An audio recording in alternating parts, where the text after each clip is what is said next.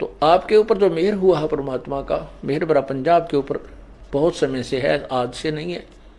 लेकिन हम इतने अनजान हैं और काल के दबाव में, त्रिगुण माया के प्रभाव में भी इतने हैं, इतना ज्ञान सुनकर भी हम ये दृढ़ नहीं हो पाते, हम डगमग कहीं ना कहीं हो ही जाते हैं। और उसी का दुष्परिणाम आज तक हम भोग रहे हैं। अब आपके ऊपर परमात्मा ने एक विशेष कृपा की है, मानुष जन्म, और के कारण बना के, क्या क्या कारण बना करके आपको चरणों में लिया है। कोई दुख में आया है, कोई सुख में आया है, कोई ज्ञान सुनकर ही आया है। जिस कारण से भी आप यहां आए हो, कोई दुखी आया है और अब इस ज्ञान को समझ रहा है वो आकर के, क्योंकि उसको बोला जाता है कि आप सत्संग में अवश्य आओगे, अन्यथा आपका कष्ट निवारण नहीं हो पाएगा। किस लिए बुलाया जाता है सत्संग में आपको? कि आपको धनी बनाना है। आप युगों युगों के निर्धन हो चुके हो इस भक्ति मार्ग के। एक बार तो परमात्मा कबीर जी अपने कोटे से आपको राहत देता है, अपने कोटे से आपको देता है सुख, आपके दुख दूर कर देता आते ही, जिसकी सच्ची तड़प होती है और नियत साबित रहती है, उसका आते सुख देता है। फिर आपको ज्ञान सुनाया जाता है कि ये 10-20 हजार रुपये मान ले किसी से ले लिए, 1-2 लाख, तो इससे काम नहीं बनेगा। आप अपनी कमाई कोई साधन, कोई व्यवस्था करो ताकि आप साहूकार हो जाओ। तो यहां आपको बुला करके धनी बनाया जाता है। हम कितने निर्धन हो चुके हैं, हम कितना अपना सतर गिरा चुके हैं, ये आप अपना आप ही तुलना कर सकते हो, निर्णय ले सकते हो। आपको यहां आने से कितने पुण्य हो रहे हैं, आपके कितने पाप छूट चुके हैं। बीड़ी, शराब, मांस, तम्बाकू सबसे पहले छुड़वाया जाता है, जो घोर पाप का कारण है। दूसरे आपको कहा जाता है किसी की सुई भी नहीं चुरानी है, किसी से रिश्वत नहीं लेनी है, ब्याज तक नहीं लेना है। ब्याज लेने वालों के नाश हुए देखे हमने, सर्वनाश हुआ देखा उनका। बिरान माटी टक्कर मार मार कर मरे, वो पागल होकर के मरे हैं। हमारे आंखों के सामने ऐसी स्थिति देखी उन लोगों की जो ब्याज लेते थे और बहुत महंगा लेते थे। आज से 50-40 वर्ष पहले 5 रुपए सैकड़ा ब्याज। हे भगवान, आज भी नहीं है 5 रुपए सैकड़ा, किसी बैंक में भी नहीं आज तक। और फिर उस व्यक्ति की क्या दुर्गति हुई हमने आंखों देखा था। पागल हो गया, टक्कर मारा, अपनी टट्टी ने अपने मुंह पर मारा, कुआं खा ले, बुढ़ापे में बुरा हाल होगा मरिया वो। तो परमात्मा यह कहते हैं कि ब्याज भी नहीं लेना हमने। इन ओछे हथकंडों से हम धनी नहीं बन सकते। धनी बनेंगे परमात्मा की रजा से। परमात्मा आपको इतना धन दे देगा आप सोच नहीं सकते। और कैसे दे देगा ये भी आप नहीं सोच सकते।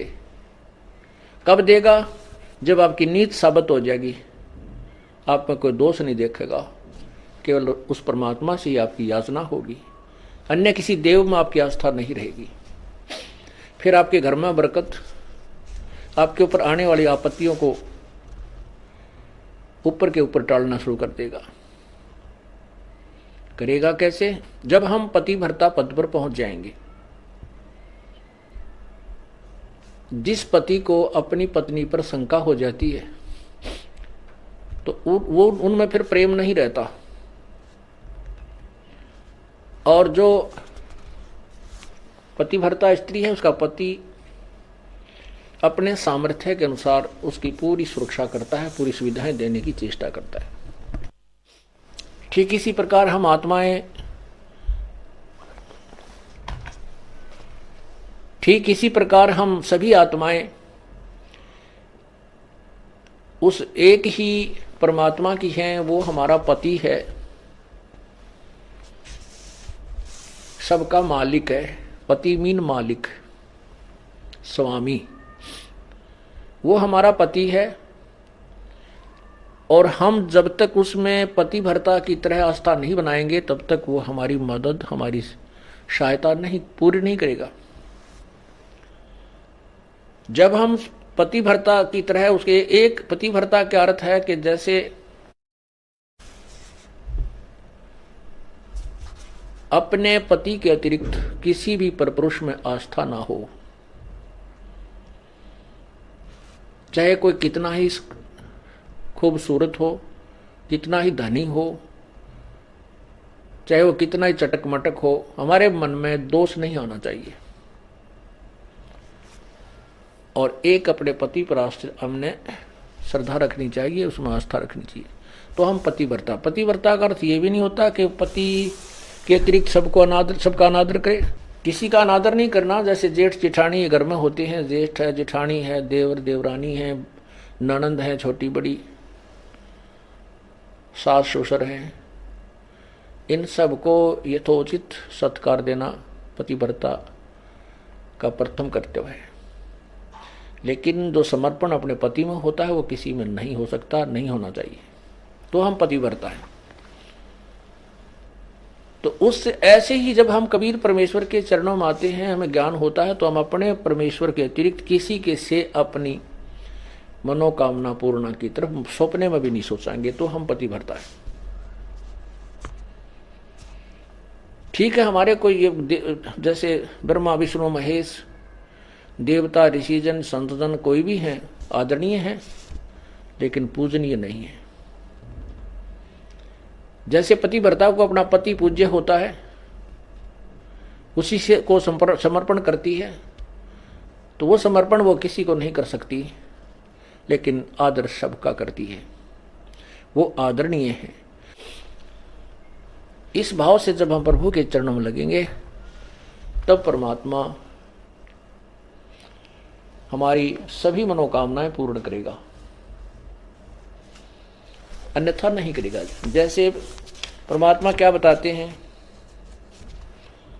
ज्यों पतिव्रता पति से राती, आन पुरुष नहीं भावे, बसे पीहर में सुरत प्रीत में ऐसे ध्यान लगावे।